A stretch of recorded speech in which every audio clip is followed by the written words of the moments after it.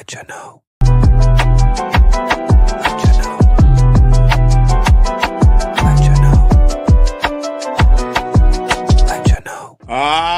Yes. Welcome to the Let You Know podcast. It's your boy EK in the building.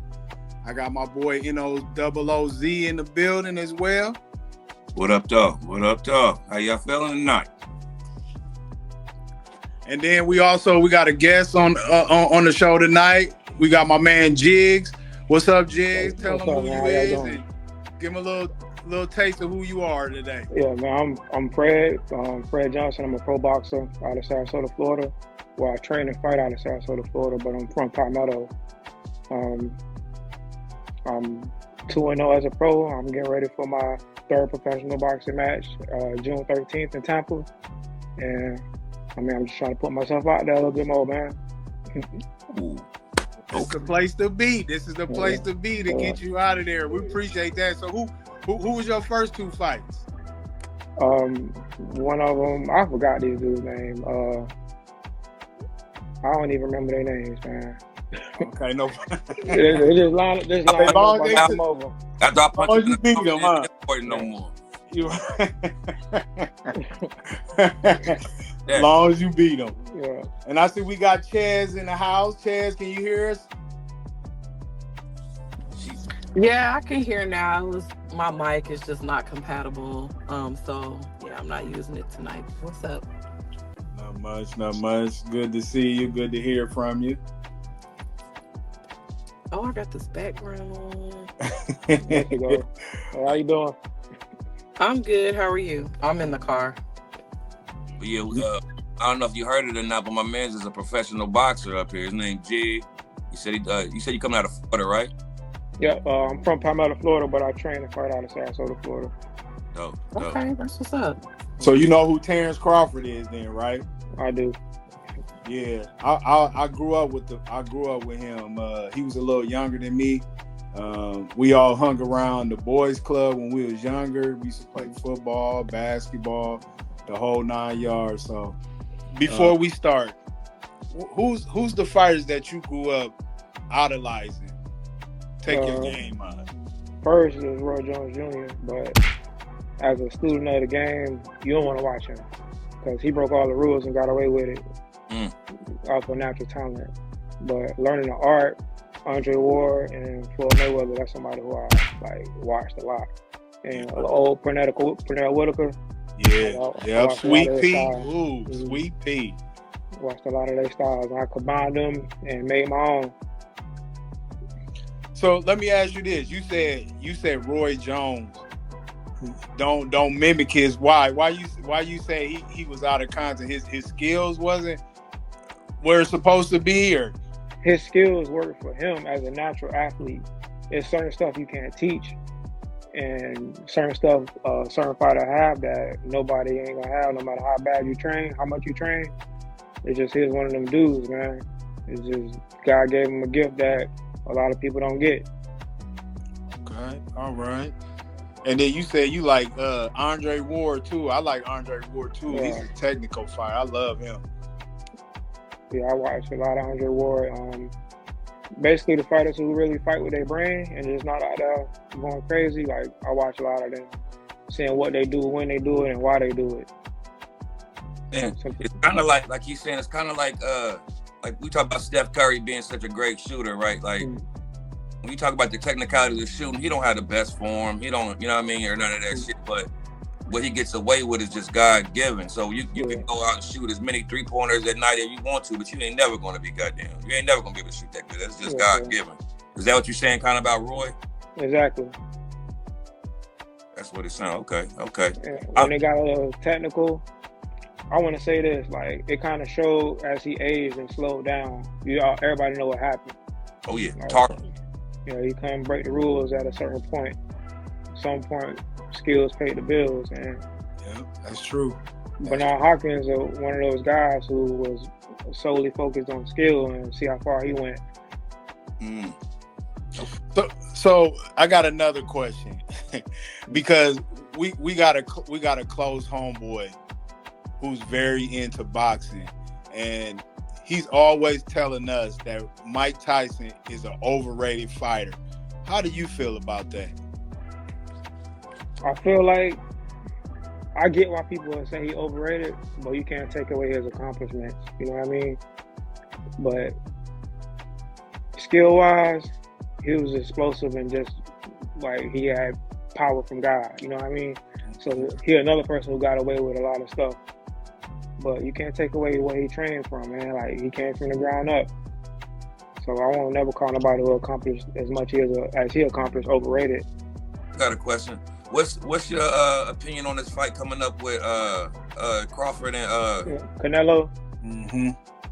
Man. I got Canelo. I'm gonna say it off top. I got Canelo coming. Yeah, man. I don't want to rub nobody the wrong way, but boy, got to show me he can take what Canelo dish not.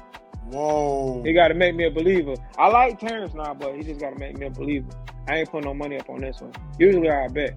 That's a tough fight, though. That's a tough fight, though, man. Ain't bullshit. That boy tough. He is tough, but wow, so that's who y'all picking? Y'all picking Canelo over Crawford? See, look, Crawford a dog. He gonna fight back. You know what I mean? If he get clipped, he gonna fight back. That's gonna play in Canelo's favor. That's what's gonna make him dangerous. Like, if you get clipped and you know how to box and move and turn Canelo, you got a better chance of winning. But if you're gonna turn it into a dog fight, you playing in his playing field. And I think being the fighter Terrence is, he gonna bump.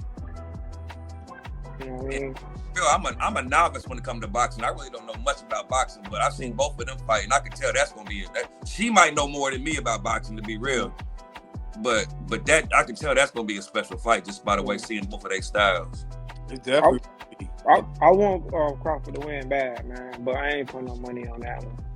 I gotta represent the hometown. I gotta go with Crawford. I know Canelo is a bad man, but it's almost like, to me, Terrence Crawford is going up and Canelo is kind of going down. Even though he's still up there now, he's still up there, but Crawford, he's trying to be the number one guy.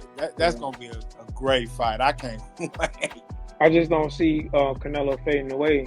He done been hit by light heavyweights, and you know what I mean. You know how that went. Even though he lost, it just showed what he can really take. You gotta have some type of power to make him respect you. And Floyd Mayweather, he caught Canelo when he was young too.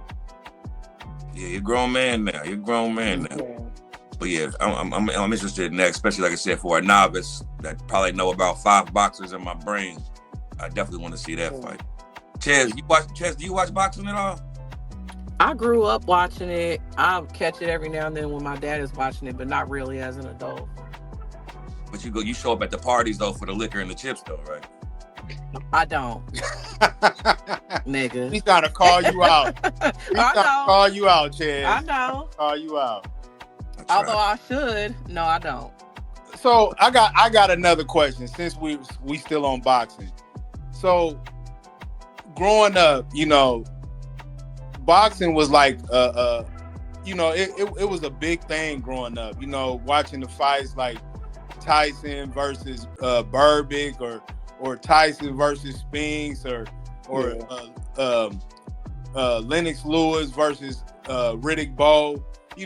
Just to name a few. But nowadays, boxing matches they take the back seat from UFC, even WWE. Why is that? Why do you think that is, Jig? Well, UFC, the top guys can't duck each other. Same thing with wrestling. They can't duck each other. With boxing, Floyd made it. I don't want to say Floyd changed boxing, but he changed boxing. He made it cool to pick and choose. And now you got the top guys don't want to fight each other because they're going to put a blemish on their record. Everybody want to sell off into the sunset undefeated. That's why I respect Terrence. He want everybody. Yep, you're right. And I know we had Pops on here, and that's exactly what he said. He said the top fighters, they don't like fighting each other. They like picking fights to where it's a big money fight. Then they want to fight each other. And you got people like Shakur Stevenson and what's your boy name from Tank Davis. Nah, it's the Shakur Stevenson partner. All of them out of the same camp. I'm trying to think who you talking about. Oh man, I know Davis. Not Tank Davis, the other one. Tank Davis? Not the other Davis. Oh man, I know who you talking about. Man, it's on the tip of my tongue. They won't even fight each other because they saying they pop their homeboys, and like that's a little code they got. They'll never fight each other. They from the same. It's stuff like that that's hurting boxing. Both of them, one of the top 5 or top 3. I even throw that out there. Top 3 at 135, and they won't fight each other. That's what's hurting boxing, and it's gonna continue to do that to the point where you got Jake Paul can jump in and become a superstar. Yeah, so that's professional boxers won't box. It's their profession, it's their business, but they're choosing not to off of, I guess, I want to say feelings. They can't just do their job. This is their career and still be cool at the end of the day, but you gotta have a YouTuber come in and, make it entertaining, and he's ready to box. Yeah. Yeah, that is. Yeah, stuff like that hurting boxing. That would hurt. That's what I wanted. That's another question I wanted to ask. What do you feel like the Paul guy? Do you feel like he's a technical fighter? Do you feel like he can hang with the big guys, or he just a celebrity boxer? In the beginning, you're a celebrity boxer, but actually knowing and hearing from the outside, looking in from other people that watch him train, like he taking it serious. You know what I mean? He getting put down in camp and getting back up, and you know what I mean, not quitting. He really like going through what a boxer will go through, and that's pretty much hell. We go through hell. We don't like that he got to skip the line, but I'm starting to respect that he really taking it serious. Because I've noticed that all the other boxers that he faced were mostly like celebrities or people that we didn't know, except the actual real boxer that he fought and he lost to him. Tyson Fury brother. Tommy Fury. Tommy Fury, yeah. Tommy Fury and Tommy Fury, he's not really a well-known name because everybody knows his brother, but the fact that he beat Paul just shows you that I don't even respect him as a boxer because he ain't really fought no real boxers to me. I just think he's a celebrity. Too many of the real boxers, they ain't gonna do it because they worrying about their legacy too. Just like you got fighters who won't fight each other because they don't want to lose. They don't want to have no YouTuber on their legacy. That's true, yeah. Because if you lose to a YouTuber, then you look bad as a boxer, correct? Yeah, it's some dudes he can beat. Not no big names, of course, but why even have him on your record? But it's like a lose-lose, like you said. I mean, you whoop his ass, they're gonna be like, yeah, you're supposed to whoop his ass. Then your career might be fucked up or got a tarnishment. So it ain't really no benefit in doing it, really, outside of the money. Because notice. That's what I'm saying. As a big name at the end of your career, if you want to get that payday, I mean, you're gonna get paid pretty good from what I'm hearing fighting him. But I think you do when it's over.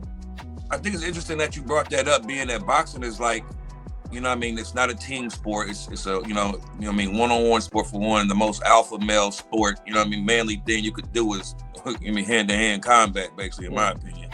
But what's crazy is when you say that, I feel like that's going on not just in that, but all sports. It's just surprising that boxing is being affected by the same thing. Because the way we talk about certain athletes avoiding the competition part of it by maybe jumping jumping around from team to team to avoid because they can't win, or all that type of stuff is kind of the same in the same alley. Like you said, people not wanting to get in the dunk contest because if they lose the dunk contest, it might fuck up their name. But all that type of stuff.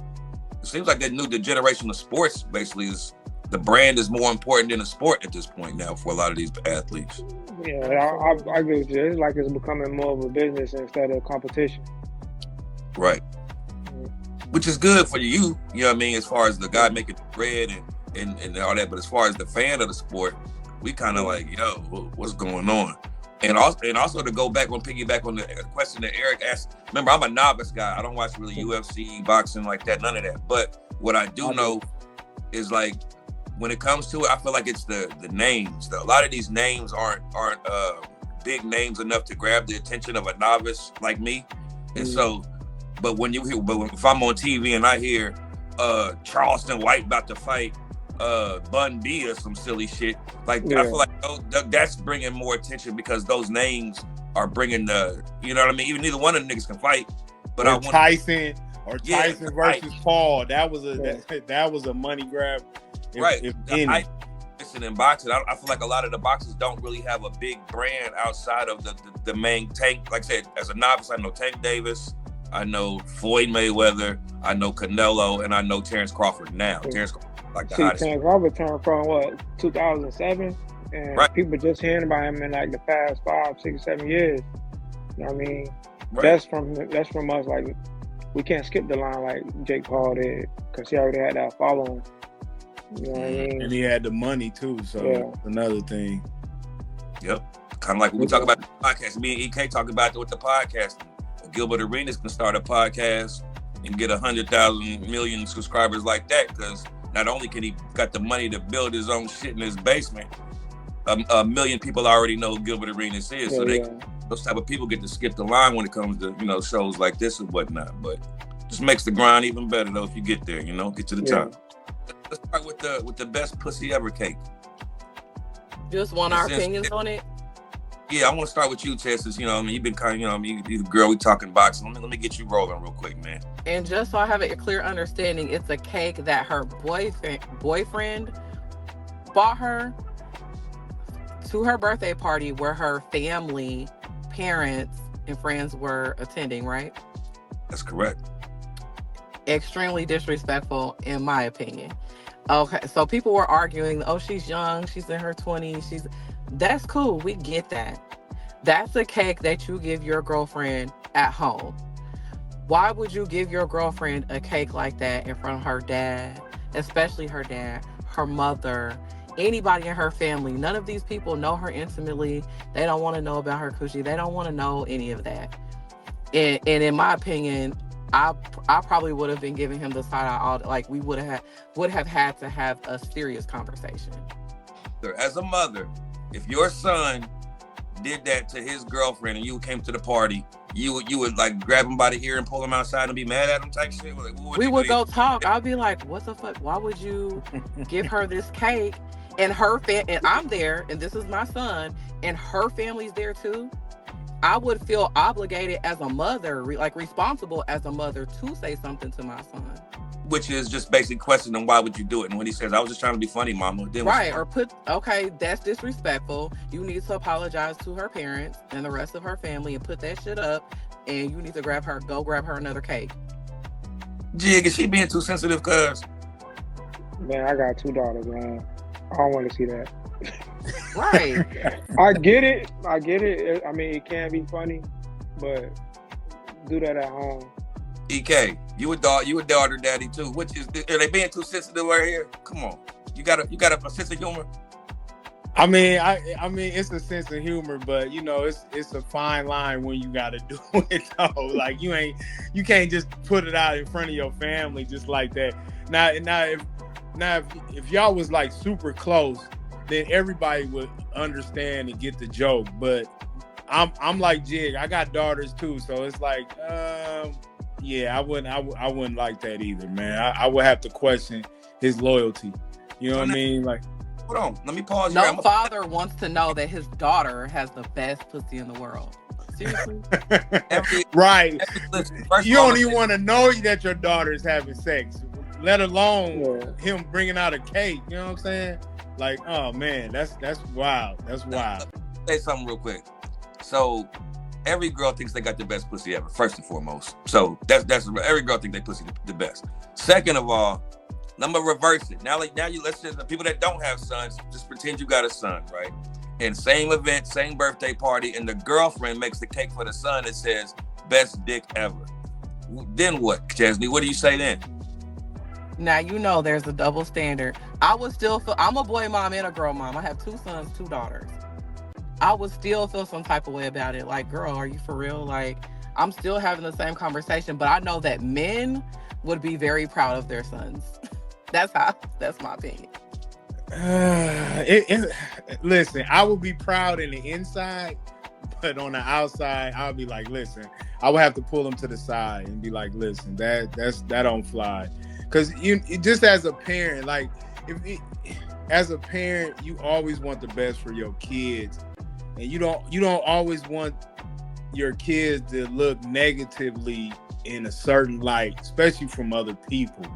Having the best cock of all time is negative now? Having the best is bad? It's not negative. We're in an age where we feel like everything has to be displayed and we have to say everything. We have to say how we feel. Everybody needs to know. And I personally don't agree with that. Like, I'm not a part of that era. Everybody doesn't need to know my business. That's for the bedroom. That is for at home. You all have an intimate relationship that we are not a part of, and that's something that's supposed to be sacred. Obviously, y'all been together, you're still together. Something's going right, but I don't want to be thinking about my sons dicking down their girlfriends or my daughters getting dicked down. Yeah, I don't need that in my psyche. I don't need that in my psyche. I'm proud of him for having the best dick, but come on now, I wouldn't want to know that. I'm just. Yeah, I want to posting that without getting on the internet for the whole world to see. You know what I mean? That's all it is for. In our eyes, these are still our children. Like, when my daughters are 21, 25, 35, in my mind, I understand that they're adults, but they're always going to be my babies. They're my kids.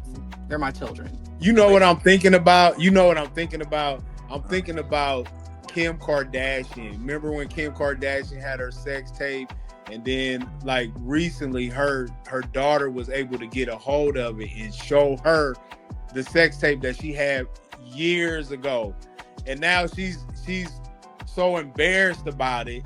You know what I mean? Like that's the type of stuff that I'm talking about. It's embarrassing because when you're a parent now, it's like you just don't want your kids to see you in that light, or you don't want to see your kids in that light. Like, I don't want to know my son got the biggest dick. I don't. I just don't. I don't want to know that. Or my daughter having the best. But I don't want to know that. That's something that she need to tell them behind closed doors, or that's something intimate that him and her should have. I agree with y'all. I'm just playing devil's advocate on it. I mean, I don't think I'd be upset, but I'd definitely be like, yo, what the fuck? Like, yeah, right. This what you like? This your man? I would have to question him, man. I would have to question, like, man, like if you putting that on the cake for my daughter, yeah, man, me and him gonna have to have a talk, because it's like in front of her family. Like, what type of respect do you have for my child at this point? That's my question. And how is you treating her? If he displaying that to the world, like he's not respecting her in that way, in that light, it's like, okay, like, yeah, we're gonna have to. No. Let me say this then, like, kind of like how you brought up Kim Kardashian's past and all that, right? My next question would be, what matters more, you think, a man's like future or a woman's past when it comes to things that fuck up relationships, right? And what I mean by a man's future is, there's a saying that says, a man is only as faithful as his options. You know what I mean? And so when a man's future is really, really bright, that could hinder a relationship. You know what I'm saying? Because you got a lot of options now. And then a woman's past, Kim Kardashian, for example, you done been ran through, you got a reputation or whatever like that, that could also hinder a relationship. But what do you think? Which one do you think matters more, though? Like, what do you think is more of a hindrance, I guess? Let's ask Jig. Jig, you answer this question. I mean, I always give people the benefit of the doubt, not just women about their past, but as a man with a bright future, I don't want something coming along with me that can fuck up the bag, excuse my language. But I don't want attention brought to me and my relationship for the wrong reason. Like, you know what I mean? Pay attention to us because of how we love each other, not because I'm with somebody who's been ran through, flipped and dipped. You know what I mean? I mean, look at Cassie. I mean, all the stuff that we done heard about. I mean, Diddy was still bringing her out in front of people, holding her hand, kissing her in the mouth. I have a question.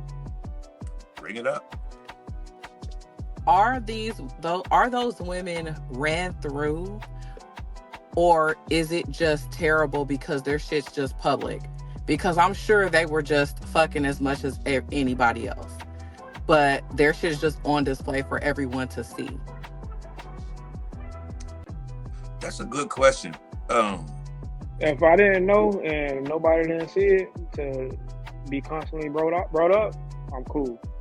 Word. Right. So I feel like I'm sorry, go ahead. No, I was just gonna say the male ego is very delicate, and I think that like Jig was saying, if I don't know, my ego ain't really hitting. But if I know y'all know, that hits the male ego a little bit. If everybody in the room know what my wife looked like, it don't feel the same. You know what I mean? Absolutely. But in my opinion, I feel like, I don't know, I want to say a man's future. I feel like it depends on the man, but I feel like more men than not, their future can be a hindrance because, like you said, the man, he's as faithful as his options are. When a man feels he knows that he has options and he doesn't have to deal with certain shit and he can just kind of do whatever the fuck he wants, he's a little more cocky, he acts different, there's some arrogance, and y'all love it can just be a turnoff. Y'all love it. I mean, some women do. Y'all love that confidence box. Y'all call it the big dick walk. Well, no. Well, there's a thin line between arrogance and confidence. Big dick energy. That's what they call it, right? Y'all heard that before, right? Y'all can call it big dick energy. I don't know. I didn't come up with. I think they got a whole song about it. Yeah. I didn't come up with this term. Some woman did. Some woman came up with that shit. I didn't come up with that. But you can tell when a man is arrogant and when he's just being confident. And that arrogant shit, I mean, just for me, I don't know about everybody else. For me personally, I can't deal with that. So there's no way you're fucking dating Floyd Mayweather. No way, right? Absolutely not. No way you're dating LeBron James. No way, right? And they out here just willy-nilly doing this and that, and they got all these options, and no. And if they're treating me like an option as well, absolutely not. Absolutely not. Or you gonna have to pay me or something. Whoa. I'm just saying. This is live. I mean, your grandmother could be listening. That's just that was equivalent to the pussy cake right there. You got to pay me. That was equivalent to the pussy cake. I'm just saying, if I'm gonna be treated like an option, and you're naming celebrities, not like the regular average man. Right. So if I ever had the opportunity to deal with a celebrity, but I have to deal with him treating me like an option because obviously they do have them, but they still want to fuck with me. Shit, I said what I said. Word. I ain't mad at you on that one. What about you, EK? What you think what hinders it more, the woman's past or the man's future? What could relationship quicker? I only can speak for a man. It's always a woman's past, period. Because, when a man's trying to get with a woman, that's the first thing he gonna probably think about or try to know. But, to me, it really shouldn't be a problem because, man, everybody do what they do, But like Chad said, it's a double standard with men. Like with men, when a man has more of a body count, it seems like he's more like the upper echelon. And then with a woman has a lot of body counts, it's almost like we think of them more like trailer trash or somebody who, that's not willing to be in a relationship or somebody without self-respect is what we look at them like. Yeah, that's a great answer. The reason why that is because, in my opinion, is penises fuck and vaginas get fucked, right? It's almost like breaking into somebody's house. You let all these niggas run. You let all these niggas come through the front door and just leave the door open and shit. Like, damn, everybody's coming in and out. Nobody. Everybody, grandma said, keep that goddamn door closed. It's just hard. It's hard to take a woman seriously when she has a super high body count, because you know for a fact if she got that many body counts, then that means she ain't really trying to be in no relationship. So that's probably why can't the she mindset. Just be promiscuous and enjoy sex? Like, I mean, what? I mean, for example, I forgot what movie it is. You meet a girl that's from out of town, or y'all meet out of town, and then y'all fall in love. She brings you home to her state or city or whatever, right? And you at the gas station or whatever, or the family reunion, everybody talking about, damn, you with Crystal? You with Crystal? Oh my God! Oh man, I didn't know you was marrying Crystal, nigga. Like, would that change your mind now that you know about Crystal's past? Once y'all get back to the state y'all live in, are you gonna bring up, hey Crystal, it's at the gas station today, man, in your town, and 3 niggas came up to me, man, was talking about you was sucking everybody's dick all through high school. Like, what is that about? Were you just gonna let it slide? Man, I feel like that's another thing. Like, man, you caught me. You just lost me. Because I want to say what I'm trying to say, but I'm trying to get it out. Like, if she in my state and I happen in her state and I don't got to deal with that at home, and she showed me a different person than what they describing, I could probably be cool with that. Me too. I don't want to go to the gas station when we go visit your moms back in your state, though. Right. I agree. I definitely agree with you, Jig. It's first impressions, like, so because people can always say or talk bad about somebody because of what they went through with that person, but you don't actually know until you actually start dealing with that person. So I definitely agree with you on that one. And people grow up, people change, people develop. You know what I mean? They get better. They you're not the same person you was then at whatever age as you are now. So, right. What's the rules for liking social media pics while in a relationship? I'm gonna start with you, EK. You've been married before, right? Mm-hmm. So, if you and your wife is both on social media or whatever, is there etiquette when it comes to social media? When it's, hey man, why you liking niggas' pictures, or why you liking bitches' pictures? Even if this nigga live in goddamn Antarctica or she live in Europe, does that even matter? Should it matter? It should matter, but it really just depends on what type of relationship you have together. Like everybody's gonna be on social media and do what they do. It's the fact that you should be grounded with your person. Like if you just full-fledged having a conversation trying to get with a person, then that's different. But if you liking a picture or a page, that shouldn't be a problem. I mean, we all adults. We all got eyes, and matter of fact, people, if you true to the person you with, they'd be like, you can say she cute, or you can say she got a fat ass, because sometimes the woman that you with, she gonna be like, oh, look at that fat ass right there, So what if you find out your wife liking the same nigga pictures? Like, you go, damn, this bitch, you like 39 of this nigga's pictures. You're just the same nigga. Now that's different. Yeah. Now if you liking 39 of his pictures, then yeah, something's going on. You know what I mean? But like if it's a couple pictures, then nah, I don't have no problem with going on. She really likes this guy's photos. Nothing's happened. She hasn't cheated, but for whatever reason, no. 39. But who's the guy? Is he a celebrity? Is he just somebody in the neighborhood? Do we know this? Like, who is he? Thank you, Chaz. Thank you. A regular guy, just don't if you just swapped phones with your boyfriend or your girlfriend, you say, hey, and then you go down and you start seeing, man, this nigga done like a lot of this motherfucker pictures. She really thinks this person's attractive, or he really thinks this woman's attractive, but they don't know each other. No, I have to agree with Chaz. It depends on who it is. And if you a celebrity, I can get it. If you liking 39 pictures of a celebrity, yeah, that's different. But if it's somebody that's a random guy and you liking 39 of his pictures, you're going to think that's kind of weird. I don't know what you think, Jig. I mean, am I wrong? 39 pictures, that's a lot. Yeah, you ain't wrong. As far as me, like, I'm in a relationship. So far as like how I was when I wasn't in that relationship, I ain't liking them pictures. Like I can see, like if you post a picture with your body and your cheeks out and shit, I gotta notice it, but I ain't finna like it. But if you post a picture with your kid graduating, I might like that picture. But I don't want to give nobody no feeling like they can have me. Make my girl feel like that somebody else got a chance. You know what I mean?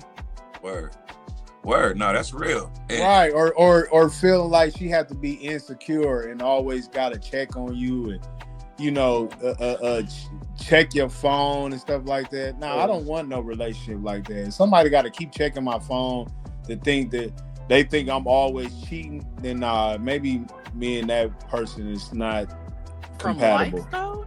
Okay, so no. What I'm saying is that, like, because you know how some people they are very sensitive to certain things. So like, you know, even if it's one picture, some people will blow up, be like, oh, you like this person all of a sudden? I can't deal with that. I would never. When I was married, social media was not the way that it is now. We just had Facebook. Like Instagram was pretty new. MySpace was kind of coming into Snapchat, figuring it out. I've never been an insecure person. So I'm never even going through checking to see any likes. Now he did. And I'm just like, but it's mute. Or he would check my likes to see who liked my pictures. And I'm like, this is somebody that I work with. You know this person. I didn't understand what the issue was. So for me personally, if I was in a relationship now, I don't know what that would look like, but it just was something, I don't feel like it would bother me. For me, it's something small. I'm never going to be like, oh my God, you liked 10 of these pictures. I'm so upset. Like, I'm not going to ruin my relationship with the person that I'm with day in, day out, that I'm intimate with over some fucking likes. Like, that's just me. Like, I knew my husband was an ass man. He likes ass. So when I know that he's going to look. I never got upset. We never argued about anything like that. If he liked ass pictures, like, I don't care. Because I know that's what he likes, but I'm the one he's married to. I'm the one he lives with. I'm the one that gave him 2 children. You know what I mean? Like, word. No, I don't know. No, I get just me personally, it's just something that I never even thought it never crossed my mind. I'm glad you brought up the coworker, because that's a big one right there, right? The coworker liking the pictures, right? Fellas. Mm-hmm. If your girl's coworker, if you looking on your girl's social media, like so you just looking at her picture, and you notice some nigga named Randall done liked all her pictures. Like, yo, babe, who is Randall? Well, you know Randall from the job. Randall ain't like him. That's just her coworker, or is it like, as we talk about, you know, there's work husbands and work wives, and you see them every day, spending a lot of time with your coworker. Well, spending time and liking pictures, well, that's different now. You got some questions. And what was you about to say, Jig? What was you about to say? No, is Randall liking the picture with me and you at the restaurant hugged up too? You know what I mean? Nah. He's just liking your picture. If we skip over that picture, man, that's a question behind that. Oh yeah, you's a real nigga, dog. You's a real nigga. You spot shit like that. You a real one. Yeah, definitely. I want to ask y'all a question too. Why do black people feel like love is wrong? Because I see a lot of people always talking about independence and I'm independent. I don't need this person. I don't need that person. But it's like people don't realize that love is actually what makes people better in a relationship. It helps you grow. It helps you make money together. I mean, y'all stand together as a united front. I want to ask y'all this, and I'm gonna start with you, Jig. Why do you feel like in our society that we don't praise love in marriage? I mean, I think it can start when you was a kid, what you seen growing up. Like for me, for example, my mom and dad been married since before I could walk. So that example of my dad loving my mom every day, you know what I mean? That's the example I got on love. So I wanted that automatically. I wanted to be who my daddy was to my mom's.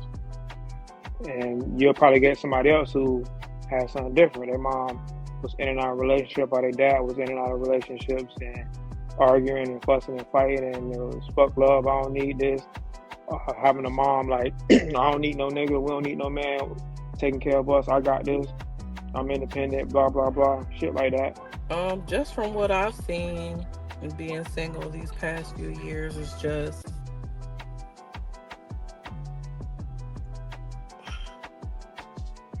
as far as love and marriage, like what he said, would you call him Jig?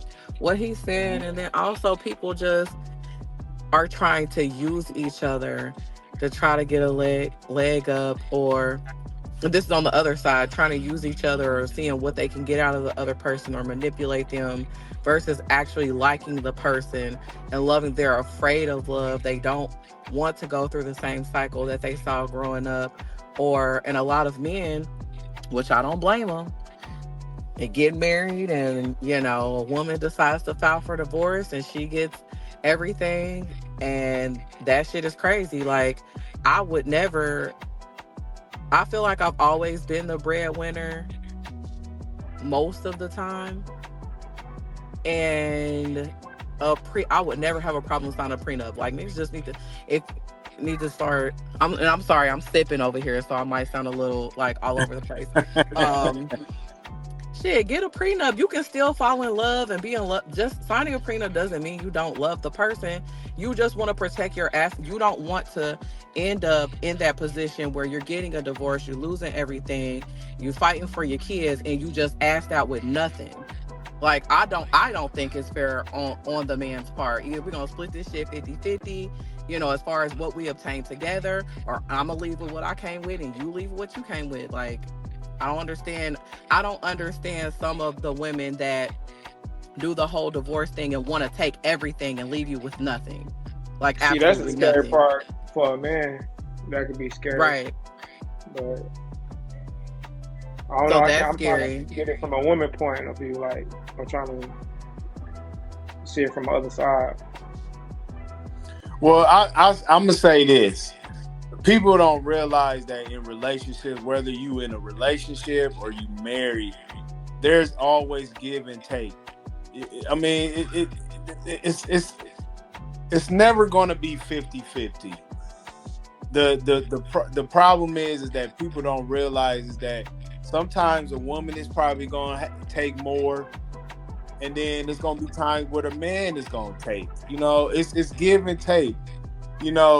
The thing is that when you're in a relationship, you can't have like a notch belt to where, oh, okay, well, she did it to me this time, let me do it to this time. No, it can't work like that. It's gotta be an understanding with the two. It's gotta be understanding, and I just feel like in our society, as far as, I mean, not just black in our black community, but period, like we're so focused on independence that we don't show our kids real true love. And so I'm gonna ask this. I'm gonna definitely ask this. So being that there's give and take in relationships, right?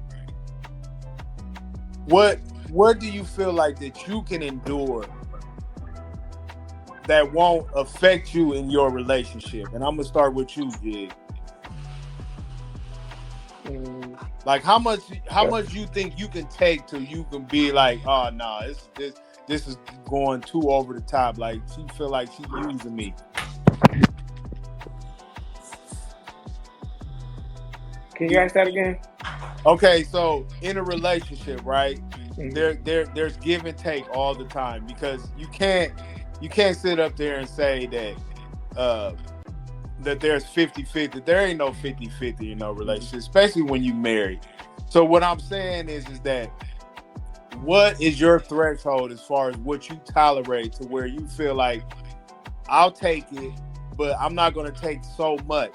Like, what is the breaking point for you is basically what I'm asking. As far as me doing everything, like, as far as like paying bills and cleaning and having to cook and see about the kids, I need you to meet me somewhere. You know what I mean? Not just getting everything out of me. And like you might have somebody who got like a bad attitude. I gotta do all this and then put up with your attitude. That can probably break me a little bit. Because 50-50 ain't even just about the bills. It's about stuff outside of bills, like as far as love and taking care of the household. If I feel like I'm doing everything, like what I need you for.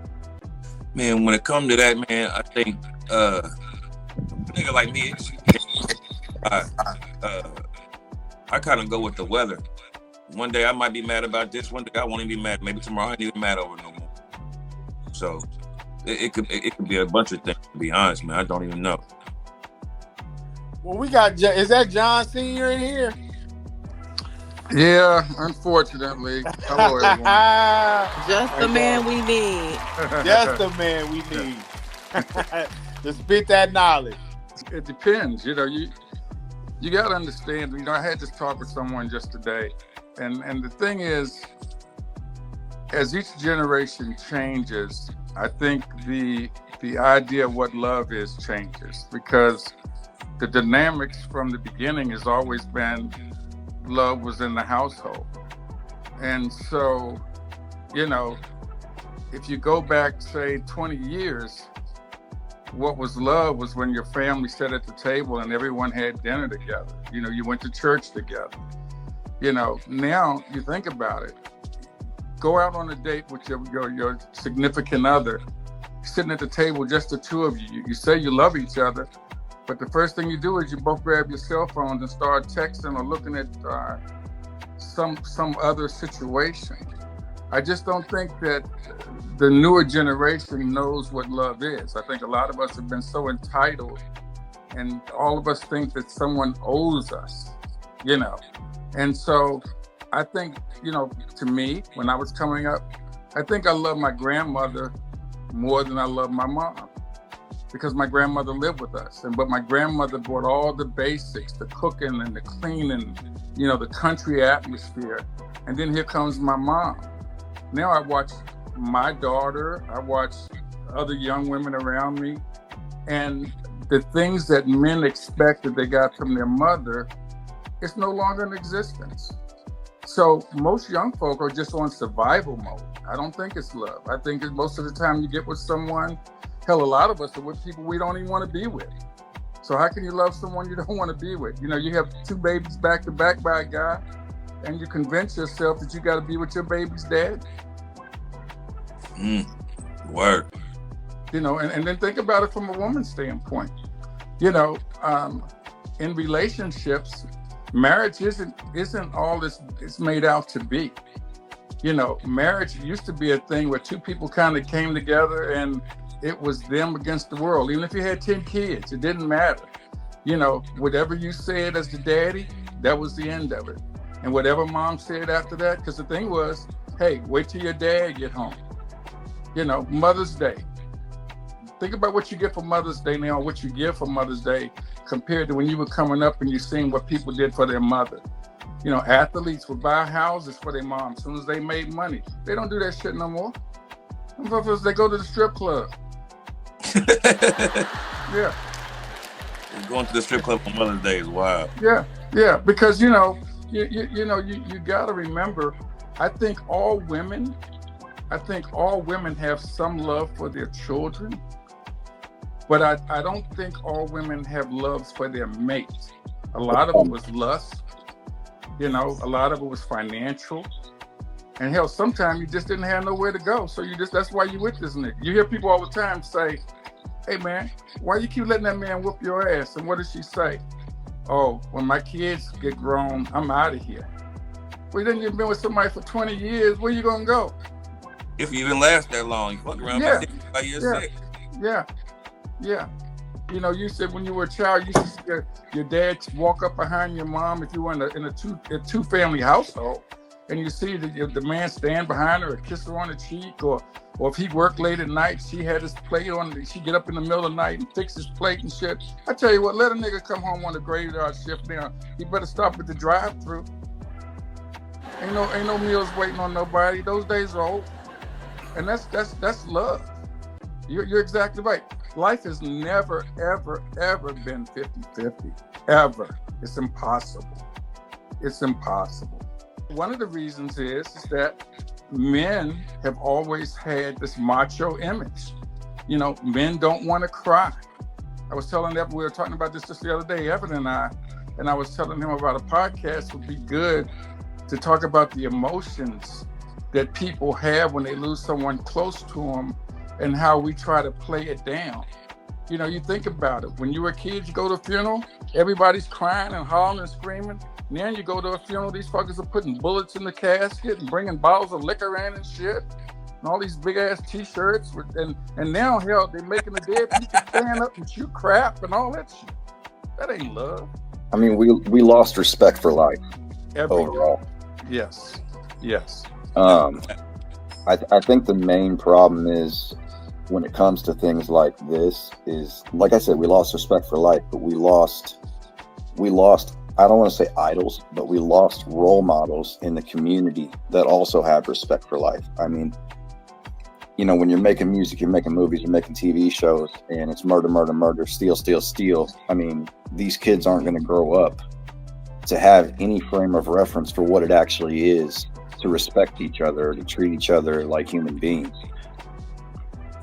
And, you know, well, can I ask you a question then? Of course. So what do you guys think a role model is? Because keep in mind, see, we consider role models today based on wealth and popularity. Yes. So we're in COVID, right? We're going through COVID. And fuckers are dying left and right, overnight. And then you get fucking MC Doodoo get online and say, hey, don't take the shot. And then the first thing goes around is, oh shit, MC so-and-so said don't take the shot. So you listen to a fucking rapper? Right. You see what I'm saying? And I think that is a big problem with our community as a whole. I don't mean like Indianapolis locally, I just mean the entire, you know, continental US and the world is we started using, like you said, wealth and power as our role model because that is what is told to us to be our goal. I mean, my face in the picture. When honestly, the role models that you need to be following is maybe the cashier at the grocery store that's never fucked up in his life, always comes to work every day, loves his family. You know, the local heroes of our community don't get put on the pedestals they should because there's so much, what's the word I'm looking for? There's so much attention given towards the money aspect, and that's what everybody thinks they need to be. So it's not, we don't have like a moralistic role model anyways anymore. Kids got role models that teach them how to fuck people over. So, well, here's one insert. So you got to remember that most of the role models in the black community back in the day they started in the church. The minister was one of the most powerful people in everybody's community. You know, when there was an issue, they sent you to see Pastor Jones, or, you know, and even if you were a Catholic, you went to see the priest or the nuns or something like that. So it started in the church system.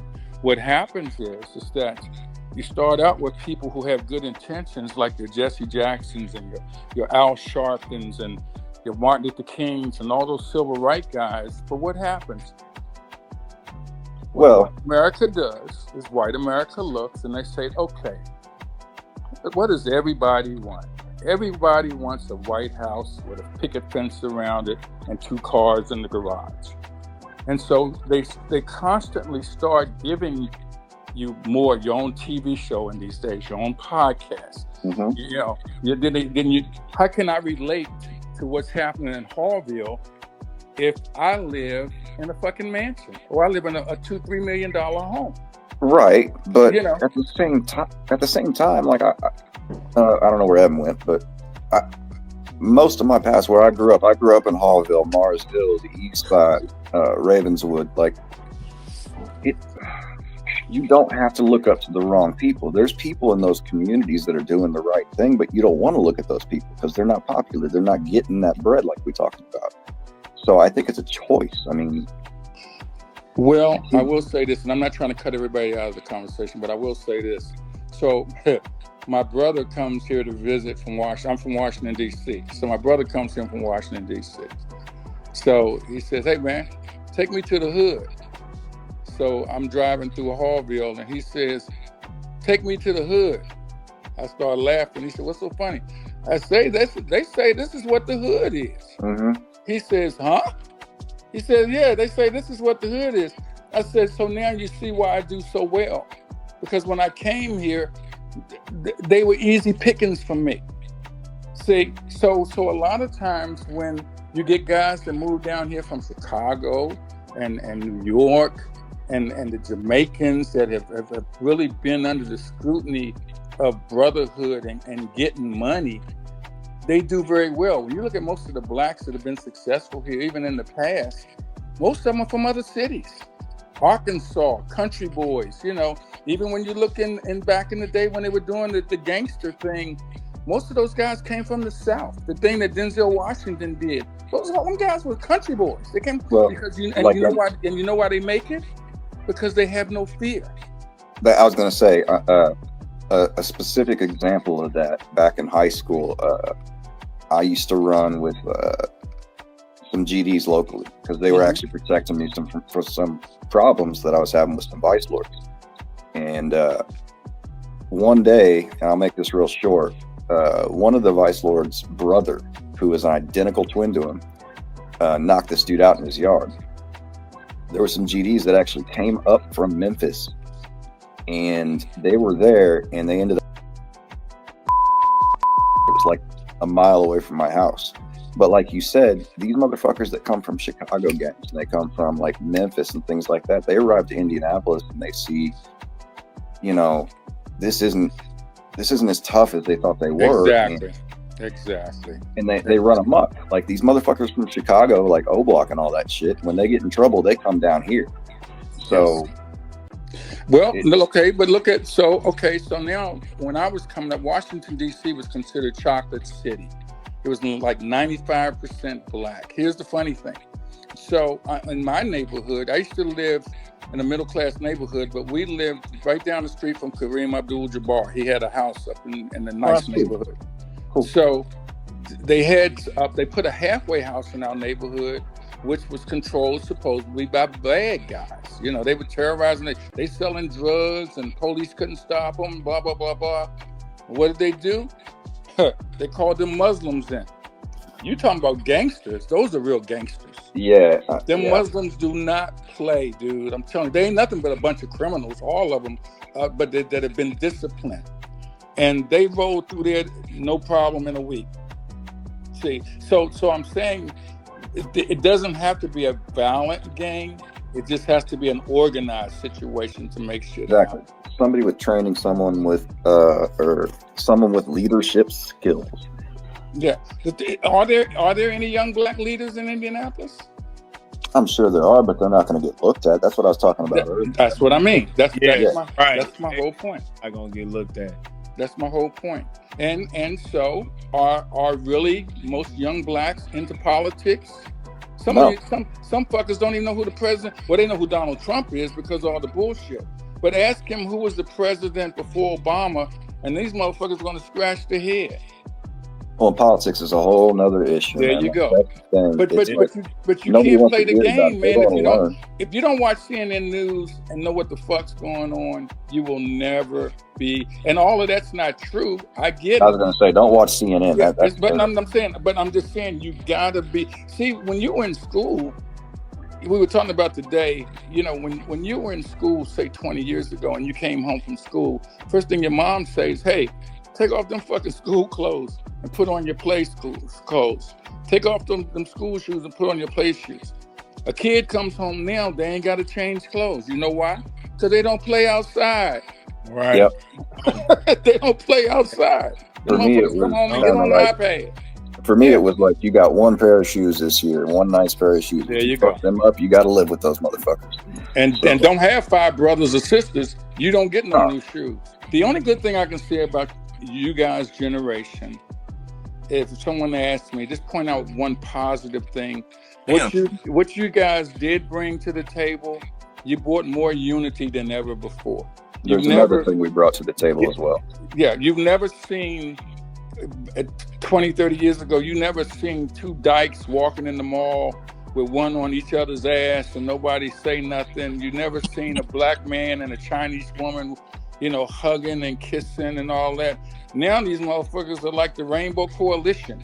You could walk down the mall with a fucking monkey. Ain't nobody gonna say nothing. But that's a good thing too. They might say something like Bill Belichick, and you know what? And that's the point that I want to bring up.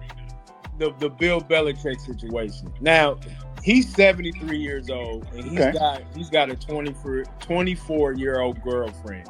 Okay, sucking the life out of him. I know that men always wanted young women, but I want to get y'all take on it. Jig, I'm gonna start with you. What do you feel like this Bill Belichick situation with his girlfriend? Do you think she's controlling him? She's helping him, hindering him? What? Man, I don't got no comment. One thing I want to say about that is, go Bill. Go Bill. Go Bill. I got you. Go Bill. So this Bill Belichick situation, are you asking like what it means for him and the woman, or are you asking like what it means for the image? Because there's been a lot of situations as far as like the interview where she cut him short when they was trying to ask them about their relationship. She cut it short like she was hiding something. I've seen that. And then there's been a lot of things that's been coming out saying that she's forced her way onto commercials with him. That's his job to stop her, though. That's what I'm saying. Like, you got, Leonardo DiCaprio, you got him. I'm not going to go down a list, but they're all dating women that are 30 to 40 years younger than them. All gangsters do. It's been like that. Listen, the only people that date somebody their age at that age is if they started when they were together. The first thing money does, it attracts young people. That's why almost every superstar has had some sort of adultery or something like that. Gangsters have always had arm candy, whether they're wives or whatever. Anybody, politicians, anybody that has had fame and money, you don't care. My wife's 12 years younger than me. I laugh all the time when people talking about what they're doing. If you can be 96 years old and still pull someone 24, 25, fuck, what else you living for? You ain't gonna be around that long anyway. I disagree. We talked about Hold on, my bad, Pete. Last time we was talking about it, what's the babe name? Anna Nicole Smith. That was the first person I thought of when all this came out. I was like, man, they love Anna Nicole Smith. Yes. She was doing her thing, but now this little girl today, Bill Belichick's girl, is getting a problem with it. To me, I don't see what the big deal is. Nah, Anna had her own money. That's what it's about. But the thing is, though, the girl, she has her own money too. She has her own money too. Even though she's dating Bill Belichick, she had her own money. Like, she got houses. She was dating a billionaire before she started messing with Bill. Exactly, right? She was dating a billionaire. That's her MO. Well, look at Kardashian. What's the difference? She goes from one rich Negro to another. Look at J-Lo. There ain't no difference. It's not about having your own. It's almost like what you're attracted to. Once again, I think that relationships. Listen, nobody wants to die fucking long. If I'm 75 years, if my wife dies today, and I'm 12 years older than Sean, if she dies today, I'm not marrying no other motherfucker. I'm not doing it, and I'm not gonna date nobody my age. I don't want to complain about my hip and you complain about your hip. I want to be able to send you to the refrigerator and get me some shit. Yeah. Both of us driving. We're trying to get to Meridian Street at midnight, and both of us got bad eyesight.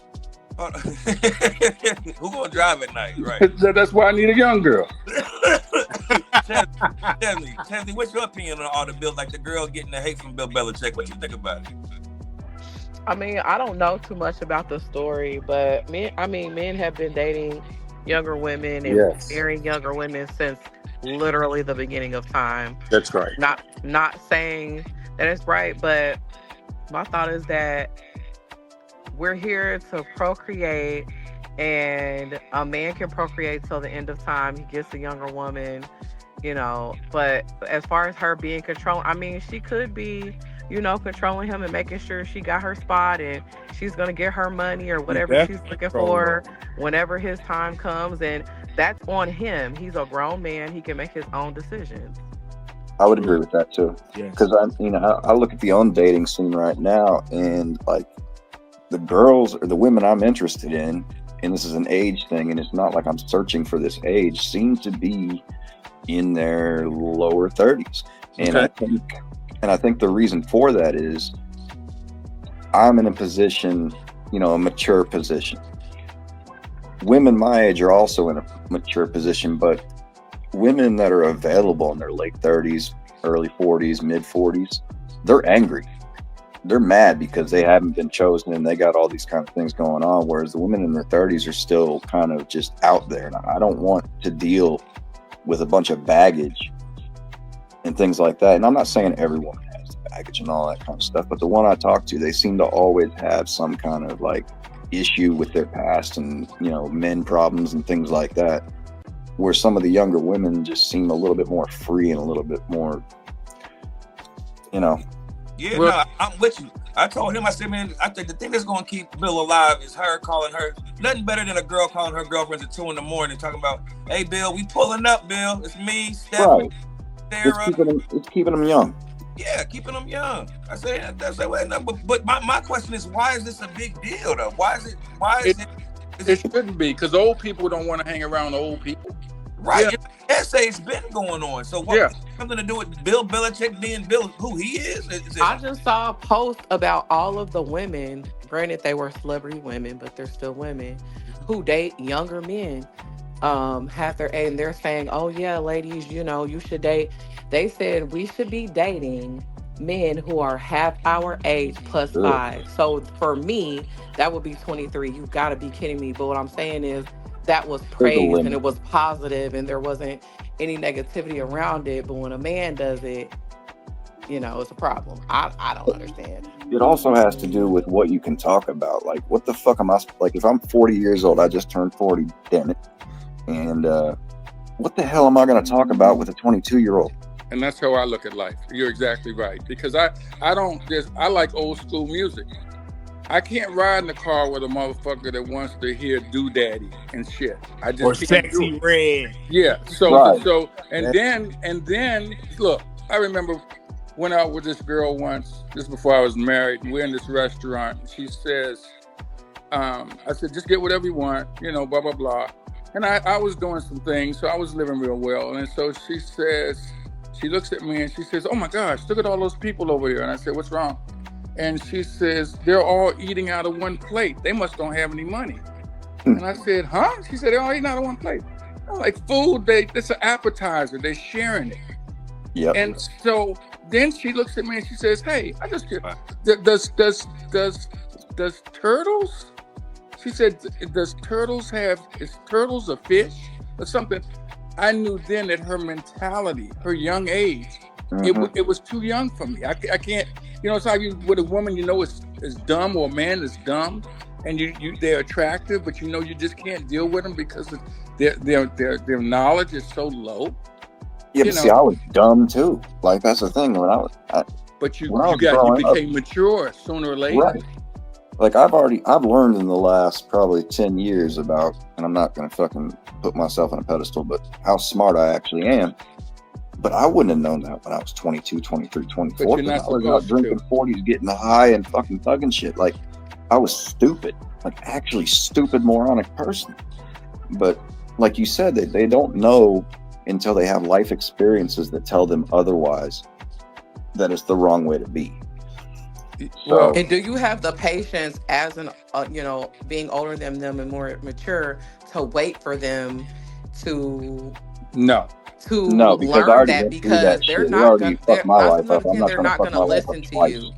They're going to have to learn by doing. They're not going to listen to you. You'll be surprised though, because an attractive woman will date an ugly guy that's financially stable and so forth, because of all the different. A guy that's successful brings a lot of things to a person, their new experiences. If you're dating a guy that's a mover and shaker and you're used to sitting at the concert and roll double Z, And when you go in with this motherfucker, you're sitting on row A. That's a lifetime experience. And you're like, oh my gosh, so we're going to see, oh my gosh, we're going here. Everybody knows you. Everybody wants that notoriety at a certain age. But I say this to all my kids. Hey man, learn what it's like to have a disconnect nervous. Learn what it's like to have a light bill you can't pay. Those are things that ground you. See, and I tell my kids all the time, wherever I'm at this point in life, hey man, I don't get mad at y'all because I did the same stupid shit you did. You see, so you're supposed to learn, and the thing is, most men, I don't know about women, but most men gain their knowledge from the people they hang around, not really daddies anymore. It's like your posse. Or you know, you know, the guys you hang with in the street, even when you don't know how to do shit, you play like you do just to impress them. Most men's dads don't teach them how to shave. You teach yourself. You know. Yes, I would agree that my dad taught me a ton of stuff. My dad is, luckily, he's still here. I love my dad so much, and he taught me a ton of stuff. The problem is, I didn't listen, like you said. I followed my crowd, but. When I finally realized what I was doing was adding to my spiral, all that stuff that my dad used to tell me came back. Now I live my life how my dad lives my life. So I had that knowledge growing up. I just ignored it. No, but you matured somewhere. That's all it is. Listen, when you think about this, man. When your parents are telling you shit and they make that statement like, hey, don't think you're pulling the wool over my eyes. I've been there. What you did, I've done. Man, you don't know nothing about that, man. You don't know nothing. Hey, it might not have been the same way or the same era. It's the same. But you know what hurts the young? You know what hurts the 35, the 40-year-old individual, the 50-year-old? The problem is that the things that young folk are able to do now, meaning go to Freakniks, go to Atlanta and Miami and cruises and stuff like that when they're 21 and 22 years old. You go back 10 or 15 years, if you had a kid, that never crossed your fucking mind. You can't afford, you have two kids at 19 and 20, you don't get to go there if you're going to be a daddy. Now, if you're a deadbeat dad, you might. But if you're going to be a daddy, you lost Freaknik, you lost Atlanta, you lost those things because there's never no extra money when you got children. Never. You never needed money though to be an absolute fucking degenerate. Like that's free. Yeah, like I didn't have no damn money. I mean, I worked at Marsh. The shit we got into, I don't think that's a thing. Like, I mean, if you want to go off and do that kind of stuff, you can find that shit 10 minutes from your house. You know how many people live here, man, and never been nowhere besides Kentucky for the Kentucky Derby when the niggas were going there in Black Expo. You know how many black men and women that live in Indianapolis that never ever leave town. That shit about all of a sudden black folk taking cruises and all that, that's new shit. They weren't doing that 10 years ago. Niggas didn't even have passports. They barely had driver's license. Is it like that where you from, Jig? Where you from, man? I'm from Florida. Okay. About Florida, that's in Sarasota. Pretty much the Bay Area. Okay. Yeah. Is it like where a lot of people just stay, like, and they don't really get out much, or they be out and about and come back to them? Because everybody being from Indiana, everybody want to go to Florida. Everybody trying to come there. So being from a place like would think that, y'all pretty much all y'all really want to see is California, and that's it. What could be better than Florida? It's a lot of beaches and like clubs and stuff. People come here to have fun and vacation, get away from the cold. And then you have certain people who move here to retire and pass away in peace. You know? Yeah, but you're a tourist community. I mean, nobody comes to fucking Indiana to have fun, and that's just an amateur athletic event. You think about it. I'm from Washington, D.C. Almost 80% of the blacks of Washington, D.C. probably have never been to the White House, have never been to the Washington Monument. We don't do shit when it's in your own community. You know, That's what people do from Indiana to go to DC. They try to cram all at the Smithsonian Institute and so forth. Now we've gotten better, but the only reason we've gotten better because now there's so many white folk there that have made things different. But when you live in a black community, man, before we moved into middle class, I lived in a real ghetto. Never seen a police car, never seen a fucking lawnmower. Bootlegging and heroin was really the real thing back then. And I mean, as a kid, you see people getting shot or beaten with chains and shit that right in front of you, and you just go back to playing kickball in the street and so forth.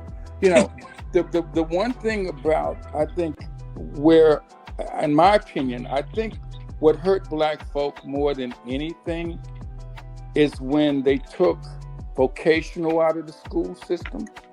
And when they made us feel like you had to have a college degree to become president or anything else in the United States of America, and now you got a $485,000 fucking student loan and you're making $106,000 a year. That don't make any sense.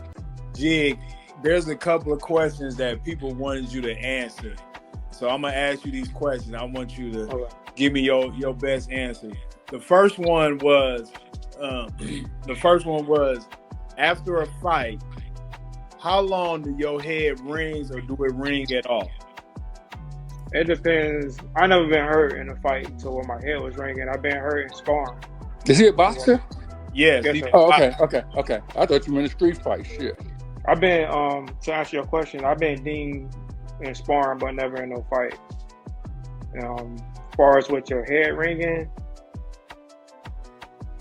I ain't never been hurt like that. Wow. I got a trainer who taught me the art of boxing, just hit and not get hit, not turn it into a Rocky movie. So I was fortunate enough not to be hurt like that before. I have been hit like with a flash knockdown. You know what I mean? That's like flash knockdown. I don't know that reference. What is that? What does that mean? So flash knockdown is like you getting dropped. It's like you blink and then you open your eyes, you're on the ground. That's like the experience of that. But you're not really knocked out. Your legs gone. Like you can't beat it almost. Yeah, something like that. It's like it ain't no knockdown where you can't beat the 10 count. It's like, damn, I got to drop. I'm finna get back up and get my leg back. Right. That's the mentality you should have from a flash knockdown. But I ain't never been dinged to where my head was ringing. And see, that was gonna be my next question. Have you ever been concussed, or do you worry about CTE? I had a level 1 concussion from getting hit in the back of the head from boxing, but I never had no concussion from like no flat out beat down. I had a concussion from football. I've been hit hard enough to have a concussion with football before. Damn, but not in boxing. That's great. Yeah. What's your record, man, if you don't mind me asking? I'm 2-0 as a pro, and I finished the amateurs 52-4. Okay. Nice. No, right? So when it comes to before the fight, do you have sex before the fight? Man, you don't supposed to. I'll tell you that. That sex drive to kill your legs, man. Like, you can't tell these young guys nothing though. They feel like. What if she? What's up? Even if she riding you, man. When you bust, that's the energy you burning. You know what I mean? Like that'll make you weak. Gotcha. And you're not really thinking like that because you're in the moment. Like a lot of young fighters, they don't really live by that rule. But I come from a background where the OGs taught me boxing and taught me how to survive and what you need to do to perform at this level. You know what I mean? Is it almost like an energy thing where like you don't want to take away the aggression building up? Like take away some of the aggression that you might have building up for that fight? Yeah, that can play a part. But most of it's gonna make your legs weak. And if you're a fighter like me who need to use the whole ring, they ain't gonna help you. Right, because that's what's crazy to me is I know how good boxers in shape. Like the workouts, I mean, I don't care what sport you play, man, that boxing workout dope. That football, basketball, whatever. I cut sex off for like 3 to 4 weeks before the fight. I try. Okay, so my next question is: so when you're training for a fight, how long do it take you to start training? Do you train right away? Do you amp it up? So you have a lot of fighters who like already be in shape. Like with me, I got like a separate life. I got kids. I got another job. So when I'm getting ready for a fight, we'd have a camp date. When we start camp, it's like a building block. Like you work your way into camp, and then like it get harder. You want to be able to peak a week before the fight. You don't want to peak in the middle of camp, and you still got like 5 weeks before camp. Because once you peak, it's only one way, and that's down. So you want to build up in camp to the point where when you peaking, it's on fight week. And so you brought up family. That was going to be my next question. So how do, as a professional boxer, how do you balance family and your profession? I'm a sole believer in you make time for the things you want to make time for. So I always make time for my kids. And I'm a mama's boy, so I go see my mom every day. And with me visiting my mom, I always run into my siblings and stuff over there because we all think alike. So in the middle of my day, we all close. I don't got to go to another state to see my family. We all here. So it's easy to balance my family. And with my kids, I get my kids every weekend, and I talk to them every day. So. Can I ask a question?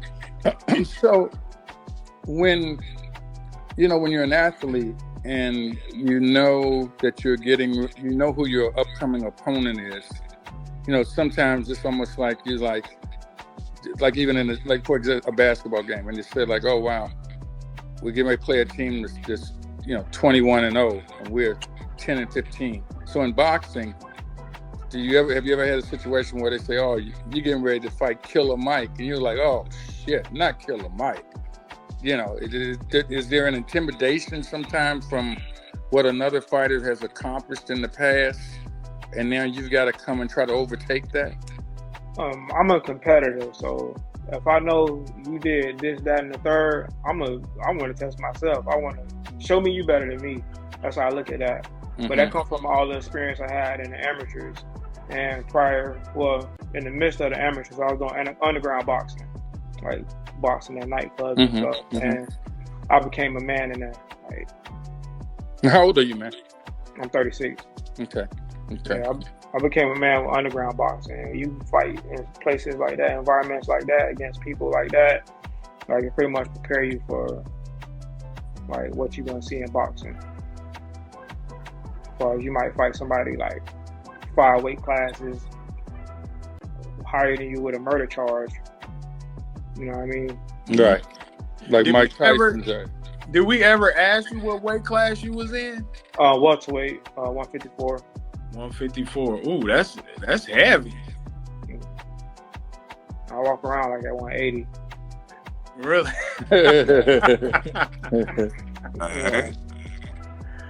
So again, when is your next fight, and where can we see it at? It's June 13th in Tampa at downtown Tampa at the Hilton. You can watch it on Triller TV. The first fight will be at 7:30. I don't know if y'all not familiar with the Triller TV app, the Triller app or whatever you call it. Yeah, that's what they was doing the verses on that, right? Yeah. Yeah, definitely familiar with that. Yeah, so June 13th at 7:30. I'm not sure when I'm going on, but the first fight will be at 7:30. Now you guys probably don't know, but you kind of got a celebrity in your midst because Evan, he rubbed shoulders with Don King, Mike Tyson, all the big fighters back in the day. Luckily, like I said, I'm a novice when it comes to boxing. I only know the heavy hitters, but yeah, just blessed to be born to some good parents, pretty much, But I want to ask quick questions on. We got my girl in here, Jim. She in here. My boy 2Key in there too. we got a rapper, we got the boxer, we got the all talented female. She's a beautiful, talented female. Got my pops down there, and got, of course, my guy, my host. Hey, I wanted to ask a quick question, just to kind of light some shit up real quick. I saw this. I want people to name a classic song, like a classic song that, I mean, whether you like it, whoever like it, but I want you to tell me why you don't like it. I want to know a classic song that you don't like, a classic song that pisses you the hell off, that you like, I can't stand that shit, but everybody else like it. What's going on? What's going on, y'all? It's 2-Week Key. And off the rip, man. I want to say that T-Pain shit. What's that shit called? Something about on that booty or something like that. That shit used to get on my nerves, bro. I forgot what that bitch called, but something like that, bro. That shit was getting on my nerve. You doing that? Yeah, that shit used to get on my nerve, bro. I think I just got a bad pass with that, cause my big cousin used to troll me with that shit. He be playing that on purpose type shit. So I'm like, bro, turn that shit off, man. Nadia, give me a song that's a classic that most people love, but that you can't stand. There was that Weird Al Yankovic song that was like doing Michael Jackson. He's doing something, but that annoyed the shit out of me. I know what you're talking about. Yes, that song, and then N from Further, because I'm sure my age now, because that was back then. But damn it, what is that song that I just cannot stand? Okay, y'all got to give me a minute on that, because I don't really deal with line dancing songs either. I know how to do them, but they aggravate my soul. What you got to do? You got EK? Give me a song that you can't. You're like. That Shaq West song. That Shaq West song. And you know I and listen, 2Key and Evan used to know this, because I used to ride on these. I used to mimic their songs and all that. I used to have them cracking up when I used to mimic their songs. Oh. Yeah. That is the most horrible song ever. Yeah.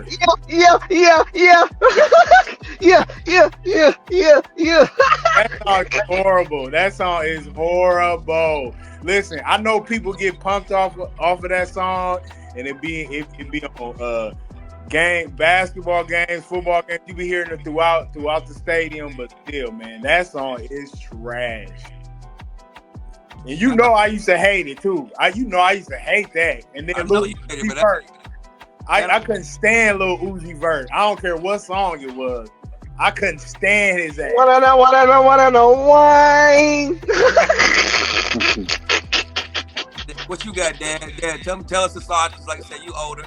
I got two. And one is that your favorite song. What's that song where the guy say, you know, I. Lenny Wood. Yeah. I'm so sick and tired of that motherfucker. Yeah. Boy. But my number one song that I hate to hear, but everybody loves, that fucking Baby Shark. Really? Oh man, I heard that shit so much. Baby Shark. Everybody that plays. Is a good, you know what? That's that a classic. The number one good. Classic. Because it's so repetitive. Yeah. I'm singing it right now. Baby Shark. Yeah. Who don't know it? Everybody know it. Everybody. It's like the new Barney. It's like the new I Love You. Oh man. Yeah. What about you, Jig? What about you, Jig? What's the worst song you don't like? I ain't like Can't Touch This. My MC Hammer. I never like that song. You said Can't Touch This? Yeah. Whoa. Yeah, I ain't never like that. That can't touch this. I mean, I'm a dance to it around everybody else. Yeah. But the whole time, I don't like that song. You gotta move your feet though. Yeah. That's probably why I don't like it. That's probably why I don't like it. Yeah, those certain songs like that get stuck in your brain. And then you just be singing them in your head and you don't even like the song. While you at the traffic light. Right. It's just like, okay, well, I guess, but that's how it lets you know that you get so many things that you're not even thinking about into your brain while you're doing other things. Like, that is a true testament to that, because you wouldn't know that song if it wasn't stuck in your head because somebody played it and it got in there. I don't know if y'all remember it, but there was a Soulja Boy song, and on the chorus, all he said was blah blah blah blah. Yeah, bitch, yeah. Yeah, I couldn't stand. I was like, what the fuck? But you kept hearing it, you kept hearing it, you kept hearing it, and next thing you know, you at the light talking about. Yeah. I know what you're talking about. No, MySpace days right there. But yo, we've been on here for an hour 35 minutes. It's 11:45. I know y'all niggas got shit to do tomorrow. I appreciate you, Jig, for coming with us and rocking with us, brother. Absolutely. Thanks for having me, man. Thanks for having me. Hey, remind me of that date, the boxing, man, if you can, Evan. I want to try to find that. I want to watch it. Definitely gonna keep up with that. And then I also want to give a shout out to my girl Nadia for coming through at the buzzer. I'm from New Jersey. I'm originally from New Jersey, but I've lived in all the states because I just be a gypsy heathen traveling here and there until I have my daughter. So I'm in Huntsville, Alabama right now. Wow. Yeah, I met News in Miami. Look, Miami. I was in Miami, bitch. Word. Good man. Yeah. Everybody else. And we've been friends ever since. That's a fact. That's a fact. And You know, you don't lose real people. Even though you're apart, doesn't mean that you lose them. You just doing what the fuck you gotta do to stay above ground and keep your life going. You know, you just stay prayed up. Well, we definitely love for you to come on for Ladies Night. And if you know any other ladies that want to come on Ladies Night, we have it every Sunday night. So we would love to have you. Okay. Would you like to see my studio real quick? Hopefully. So anyway, this is Hula. I'm going backwards, so just this is VB. I'm just walking backwards because I can't figure out how to turn it around. This is VB2, and this is VB1. And all of these are hammies. They hang like this. Like so. Hold on. Okay. And I've got more of them. And Silky, hold on, this is the black one. This orange one comes down and hangs like that. And this one comes down and hangs in two, the fabric is in two, not in a hammock like. And this is my goddess throne. Because we do soul food at the end of my class, always. Oh, wow. Because if it wasn't for God, they wouldn't be seeing me and I wouldn't be seeing them. Talk about it. That's the truth. And then you probably won't be able to see it as much, but I'm outside now. So over here, you might be able to see the white cube. You might be able to see him. Oh, right there. He's hanging. Yeah, that's him. That's QB. And then this one right here, you can't see it, but it's a big black pole that hangs from the top.